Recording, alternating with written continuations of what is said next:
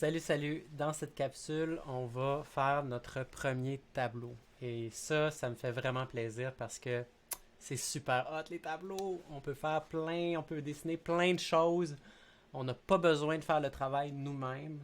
Et comme codeur et codeuse apprentis ou moins apprentis comme moi, euh, on aime beaucoup que la machine travaille à notre place parce que ça nous permet de faire d'autres choses de notre vie que de passer notre temps à coder des foutues variables. Donc, ce qu'on va essayer de faire, c'est on va partir dans le fond d'un petit exemple, puis on va voir comment est-ce qu'on peut venir comme ça passer d'une variable, donc, pour commencer avec une variable, vers et se diriger vers un tableau. Fait que je me suis fait un petit sketch. Le principe que je vais faire, c'est je vais créer une espèce de petite composition un peu abstraite, ok?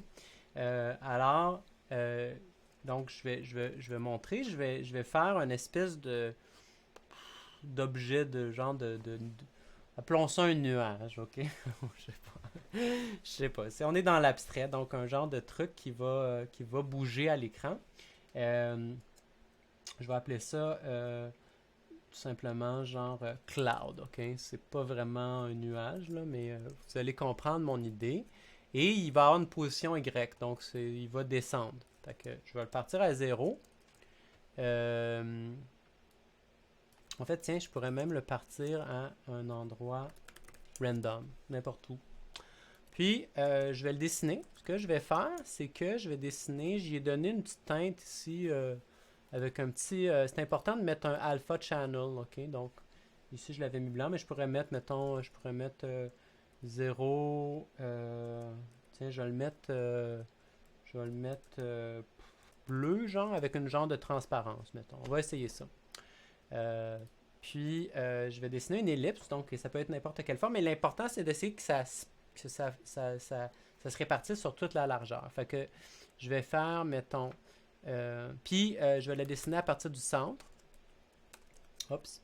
Donc, dessiner à partir du centre. Cloud Y. Donc, ça, c'est sa hauteur. La largeur sera width, donc toute la largeur. Et la hauteur, ben, je sais pas, on peut mettre pas trop, peut-être 10 pixels, ok.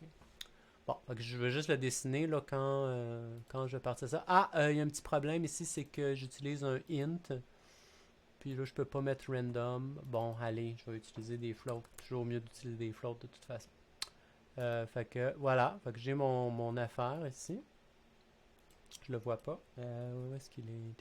Ah, bon, ok. Fait qu'il est là. Peut-être que je vais le mettre un peu plus transparent.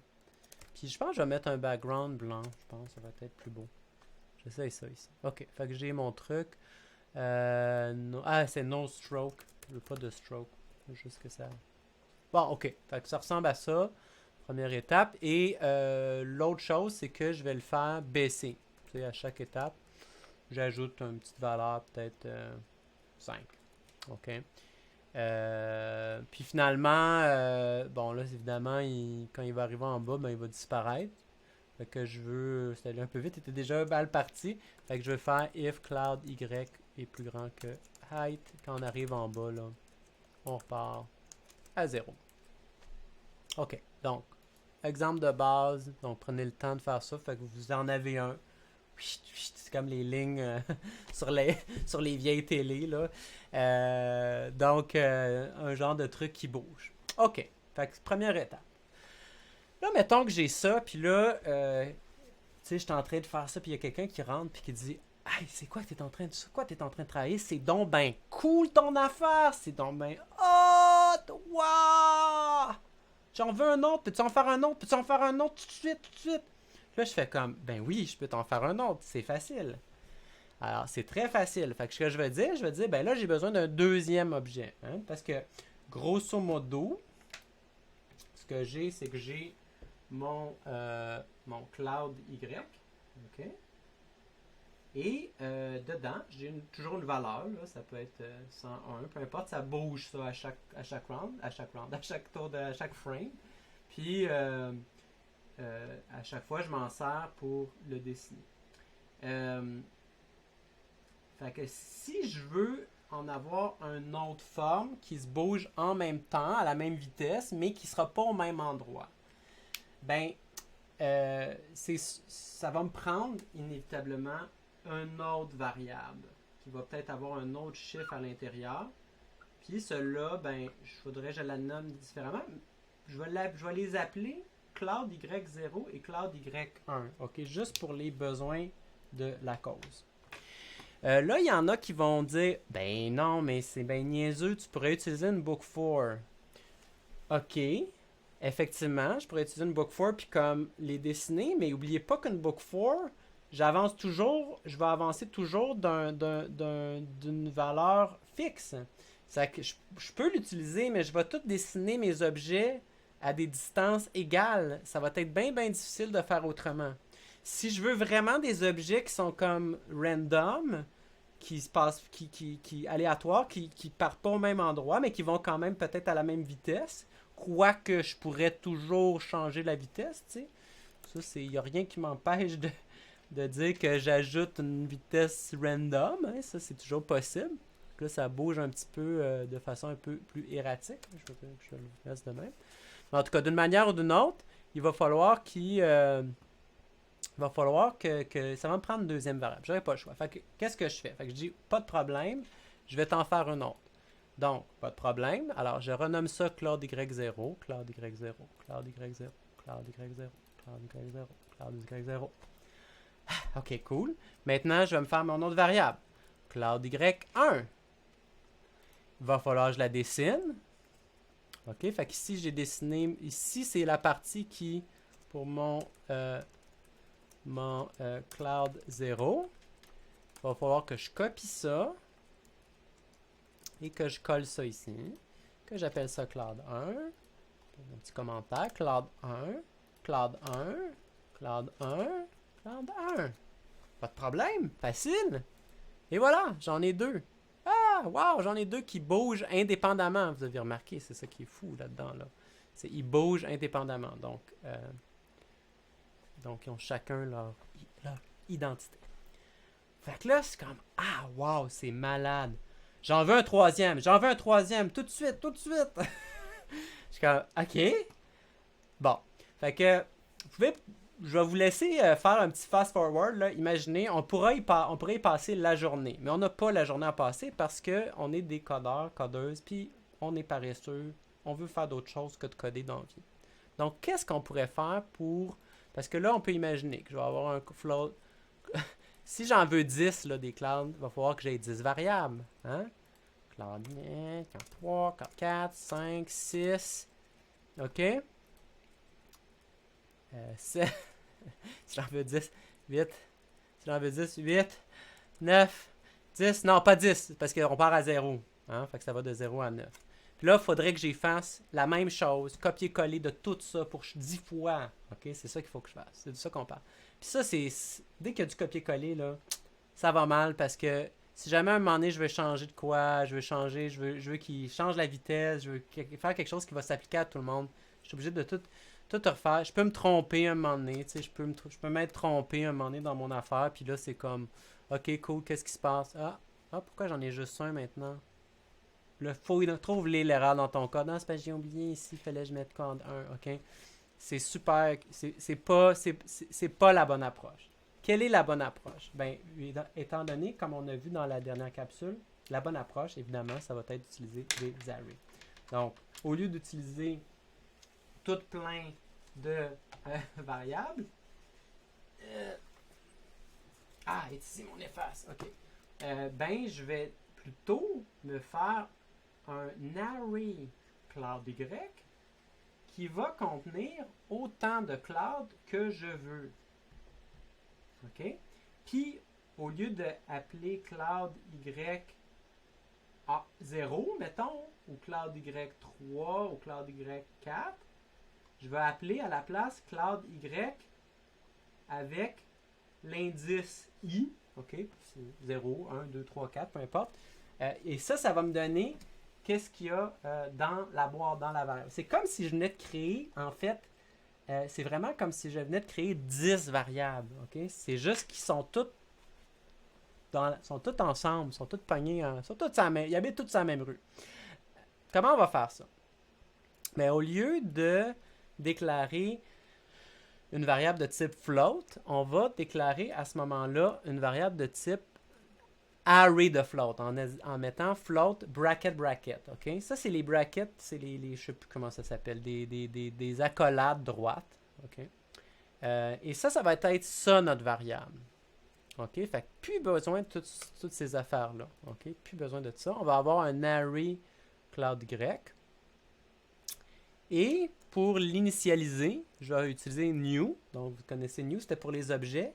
Un array, c'est comme un genre un peu d'objet dans un sens, mais c'est pas. Faites-vous-en pas avec ça. Faites juste me suivre. Donc, new float, ouvre le bracket, et là, je vais mettre le nombre que je veux. J'en veux 10, dans mon cas, mettons. Puis, fait que là, je les ai toutes. Ils sont toutes créés. Alors, il va falloir d'abord que je les initialise, OK? Parce que par défaut, ils vont peut-être être initialisés à 0. Fait que, comment je peux faire pour initialiser les 10? Ben là, je pourrais dire cloud y0 égale random de height.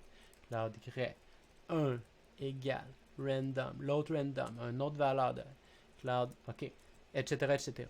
Ben ça, pas très efficace. Parce que, en plus, si je change le nombre d'éléments, ça ne marchera plus. Il va falloir que je change ça. Encore une fois, copier-coller. C'est pas bon, copier-coller. Est-ce qu'il y a une solution à ça? Y a-t-il un autre concept que tu n'as pas encore expliqué? Non. Tous les concepts, je les ai expliqués quand vous avez besoin pour initialiser cet array-là. Qu'est-ce qui pourrait nous permettre de répéter cette action-là? OK? Mais ici, juste de venir changer une affaire à chaque fois pour dire cloud 0, 1, 2, 3, changer juste la valeur qui est là. OK?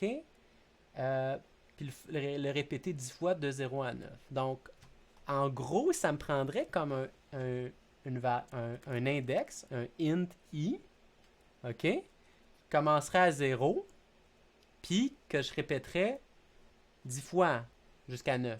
Et à chaque fois, cloud 0 égale random, cloud 1 égale random, cloud 2 égale random. OK, à chaque fois, je vais les initialiser différemment. Donc ça, on sait comment faire ça. C'est tout simplement avec notre fameuse book 4. Et je vais devoir...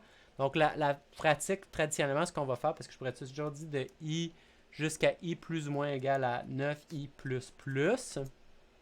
Donc, j'itère toujours de 1, 1, 1, 1, 1. Mais souvent, ici, ce qu'on va faire, c'est qu'on va plutôt traditionnellement dire i plus petit que 10. 10 étant la longueur de l'array. Ou encore mieux, la longueur de l'array, elle est toujours contenue dans la variable .length. Donc, prenez le nom de l'array, .length, ça va valoir 10 dans ce cas-ci. Mais si je mets 20, d'un coup, ça va valoir 20. Fait que je vais le faire 20 fois. On va commencer avec 10. Donc là, juste pour vous montrer, dans le fond, qu'est-ce que j'ai ici? OK. Je vais le printer, tout ce que j'ai dans mon cloud Y. Ça, pour le moment, là, je vais l'enlever. OK? Je vais juste mettre ça... Juste pour que ça marche. Je vais juste rouler ça pour qu'on voit ici qu'est-ce qu'on a dans l'array. Donc, vous voyez qu'on on imprime mon cloud Y et j'ai toutes sortes de valeurs entre 0 et la hauteur qui est de 600. Parfait. Donc, j'ai mes positions de départ pour chacun de mes nuages ou bidules, je ne sais pas comment appeler ça. Mais, super. Point numéro 2, il faudrait que je les dessine. Alors là, c'est un peu le même principe. On va dire draw all clouds. Et on va utiliser une book for, encore une fois. Donc, on va passer à travers chacun des clouds. Puis, on va dire, en fait, ce qu'on va faire, là, c'est qu'on va les dessiner. OK? Draw all clouds and update positions. OK? Donc, on va toutes les dessiner. Donc, d'abord, pour chacun des i de 0 à 9, je vais dire dessine une ellipse à cloud y. Donc, première étape, je vais dessiner une ellipse à cloud y pour chacun des trucs à chaque fois. Donc là, c'est un peu, on avait déjà vu ça, que, OK, mais il y a un for dans une book. OK, on se rappelle, le draw, c'est, mettons, 30 fois par seconde. Draw, draw, draw. À chaque étape, on dessine 10 fois. À chaque étape, on redessine 10 fois. Dessine 10 fois, OK? À chaque étape du draw, tout ça va être exécuté et toutes les ellipses vont être dessinées. Fait que je vais commencer par ça. OK? Fait que si je roule ça, ben vous voyez que j'ai mes 10 ellipses qui sont dessinées. 1, 2, 3, 4, 5, 6, 7, 8. Il y en a deux ici qui sont une par-dessus l'autre, OK? Qui sont presque au même endroit. Puis d'ailleurs, on le voit, c'est la... On voit ici dans les chiffres, là, il y en a deux qui doivent être assez proches. Ça doit être le 233 puis le 188. Donc, c'est ces deux-là là, qui sont juste un par-dessus l'autre. OK. Excellent. Première étape. Ils sont tous dessinés. Maintenant, c'est comme comment les faire bouger. Donc, ça c'est draw. Et ensuite, move. Le move, c'était quoi? C'était tout simplement dire cloud y plus égale random de whatever. OK? Fait que deuxième étape, j'y bouge. Et là, il bouge tout. Évidemment, il me manque une dernière étape qui va être de wrap. Wrap around. Donc, cloud if cloud y plus grand que height. Cloud y égale 0. Donc, pour chacun, je vais leur mettre à 0 de façon individuelle. Donc, ils vont tous réagir différemment. C'est vraiment comme si j'avais 10 variables. Mais imaginez tout le code que j'économise. OK? J'arrive à exprimer une expression quand même assez compliquée en très peu de lignes de code. Puis regardez qu'est-ce que ça donne. Et voilà. OK? Donc, je contrôle tous mes éléments. Si ça me tente après ça de qu'il aille un petit peu plus vite, tiens, je peux faire ça de même. Il va un peu plus vite. Si je suis comme, j'aimerais ça qu'ils soient un peu plus transparents. Tiens, je vais changer ça. Puis si je veux qu'ils soient un petit peu plus gros. Et voilà. Je peux toutes les changer d'un coup. OK. Bon, maintenant, prenez le temps de digérer ça. Essayez de peut-être vous pouvez pauser un peu la vidéo si vous voulez. Essayez d'ajuster là, avec les images que vous voulez. Vous pouvez même faire quelque chose d'un peu plus compliqué qu'une ellipse. Vous pouvez rajouter d'autres choses si vous voulez faire d'autres formes. Maintenant, quand vous êtes prêts, regardez bien ça. Là, c'est comme j'ai ça, et là, on vient. Je sais plus c'est qui, la personne qui veut qui tripe ses clouds, arrive et dit waouh, c'est bien hot! Peux-tu en faire plus encore? Puis là, je suis comme mais oui, je vais en faire 20! Waouh! J'en veux plus! Ok, je vais en faire 100? Wow! C'est comme c'est assez intéressant que là l'image ça devient complètement autre chose là. Tu sais au début c'était comme vous riez de moi avec tes clouds c'est super push ça met pas de l'air des clouds mais là c'est comme là vous riez plus par exemple là ça commence à regarder ça commence à être quelque chose d'assez spécial là. Puis tu sais aussi je pourrais très bien faire quelque chose comme tiens je vais utiliser mon mouse X ça va changer la vitesse. Je vais dire, je vais mapper là, parce que je veux pas non plus que ça soit trop. Je vais mapper mon mouse X entre 0 et width. Je vais mettre ça entre 0 et 30. Okay? Fait que je vais me faire un random qui va dépendre de la vitesse de ma. Fait que là. Hein? Pas pire, hein?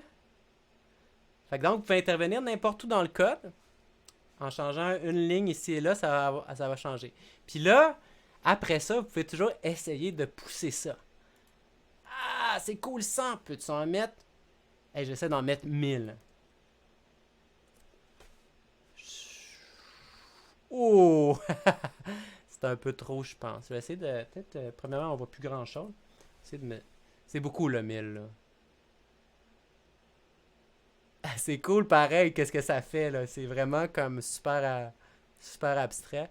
Là, ça commence, moi, même sur mon ordi, qui est quand même pas trop pire, là, ça commence à laguer un peu. Je pense que si commence à aller à 2000 ou genre 10 000, là, c'est déjà, là, on voit que ça va pas aussi vite. Qu'est-ce qui se passe? Pourquoi ça fait ça? Ben, en fait, c'est que l'ordinateur, faut pas oublier qu'à chaque frame, là, il est en train de...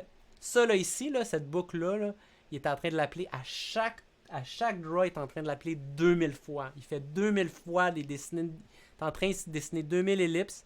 ils calculent 2000 fois leur vitesse, ils calculent 2000 fois s'ils ont dépassé, etc., etc. Fait que ça commence à faire du stock et ça commence à ralentir. Donc ça, c'est quelque chose qu'il faut quand même être faut se conscientiser par rapport à ça, c'est qu'à partir du moment où on va utiliser des arrays, ben ça va commencer à être du gros calcul, puis il faut faire un peu attention à ça. Bon, donc je vais vous laisser pousser les limites de votre machine au maximum, d'essayer de faire, voir qu'est-ce que vous pouvez faire avec ça, si vous pouvez faire plus, donc d'autres formes, est-ce que vous pouvez les faire bouger dans toutes les directions. Est-ce que vous pourriez faire des objets qui vont rebondir de gauche à droite? Évidemment, pour le moment, ça va marcher seulement si vous pouvez peut-être pas faire des objets en 2D là, qui ont un XY. On n'est peut-être pas rendu là avec ça, quoique il y aurait une façon de le faire. Vous pouvez toujours vous lancer le défi de le faire. Ça vous prendrait un autre tableau Cloud X qui aurait la même taille pour avoir à la fois les X. Mais c'est pas la bonne manière de faire, mais en tout cas. Mais essayez de travailler un peu avec ça, avec les tableaux. Puis dans la prochaine capsule, ben, on va aller encore plus loin. Et c'est là qu'on on va faire des vraies affaires. On va explorer les tableaux d'objets. Et là, votre cerveau va exploser. Salut, salut. À la prochaine.